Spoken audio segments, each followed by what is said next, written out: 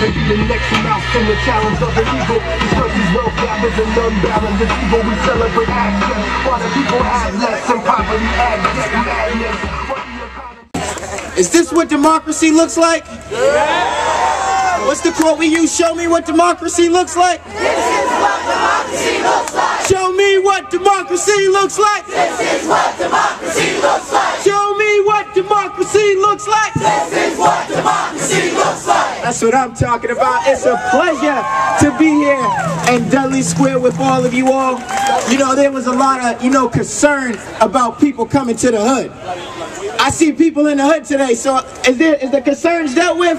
Yeah. Do you all feel welcomed? Yeah. Because we are happy to have you here today. I wanted to let you know, process is not going to stop progress. Occupied is moving forward. Yes. This is the first event in the hood across all Occupied movements. Boston, stand up. We're always going to be first, if that's correct, right? Yes. Well, I want y'all to know that I come from... Whoa. Let me show you what I learned in Occupy. Mic check! Mic check! That's what I'm talking about.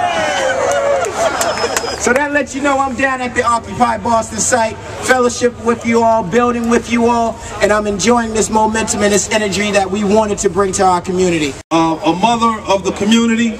She's an aunt who had 2 of her nephews senselessly murdered on the 4th of July of this year. Please welcome Miss Denise Williams. Yeah! All right.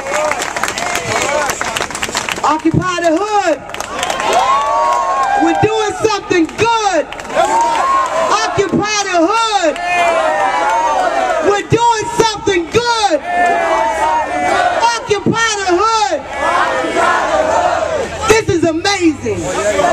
This is amazing. Thank you, members of Occupy Boston, for your support and kick-starting us. Sometimes you just need a swift kick to get it started. You know, we've been sitting around too long behind closed doors talking about something needs to be done. Somebody needs to do something. It's us that has to do something. There's a few people here, Jamal, Paris, Evangelist Collie, and Pastor Dickinson, my brother from the nation, that you see all the time that are on the front lines. But it's going to take all of us. All of us.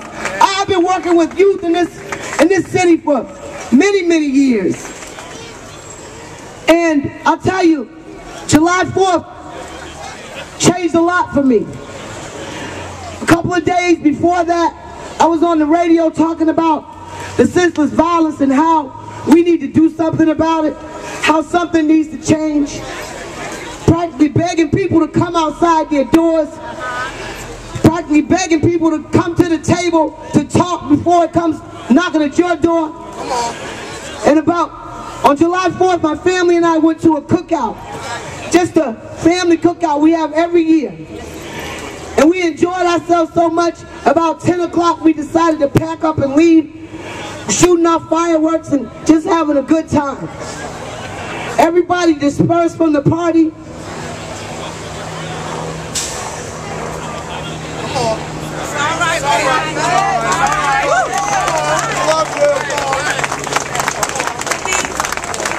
5 o'clock in the morning, there was a knock on my door. One of the loudest thumps I ever heard. I'll never forget it. And my nephew's girlfriend was saying that one of my nephews had been shot and the other one was unaccounted for. I couldn't breathe. I couldn't think. It was just like everything was gone out of me.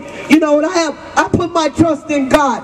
That's why I put my trust in, right? And I have to put my trust in Him because I come from a place, I come from the street, I come from a place of drugs, and I come from a place of prostitution. I'm not ashamed of it, right? Because God picked me up and turned me around.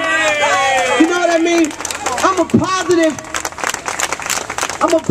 person in the community today.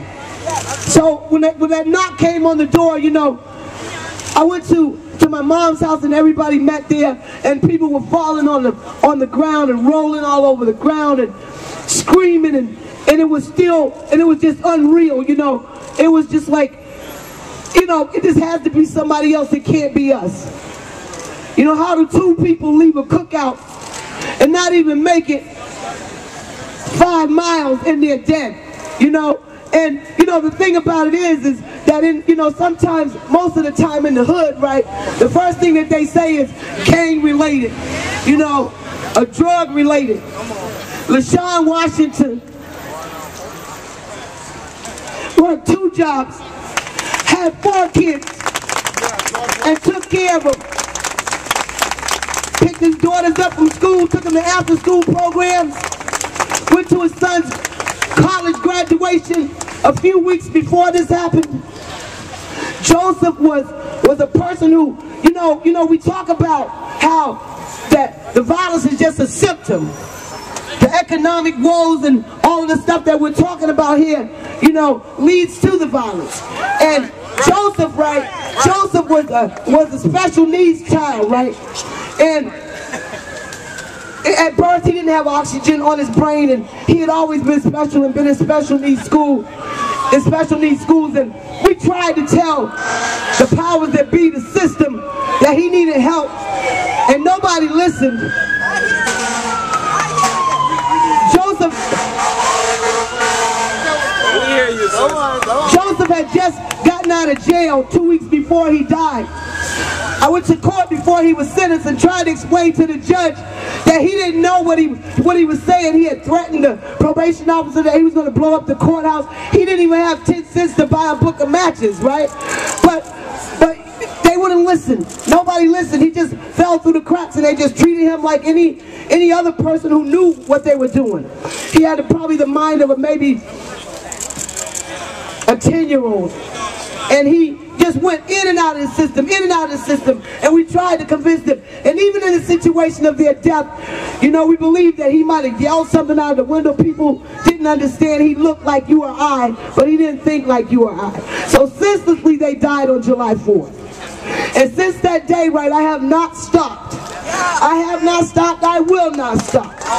Because I don't want anybody else to have to get that knock on the door. And you know, just let me say this. If you can sit outside an outdoor cafe in the South End at 1 o'clock in the morning and drink cappuccino, and you don't have to worry about getting shot, then you can't tell me you can't do something in our community where we have to be concerned when our children leave in the morning for school, when they go to the corner store, that they might not come back home. There you go. So there's going to have to be some conversation about this, and we're not going anywhere. Occupy the Hood is not going anywhere. We are not going anywhere. Mr. Mayor, I'm not putting you down because you've done some work, but you got a whole lot more you need to do. First of all, you need to listen to us because our young people are dying. So we're coming to you and we're asking you to sit down with us and talk to us and hear us so that nobody else has to get that knock on the door.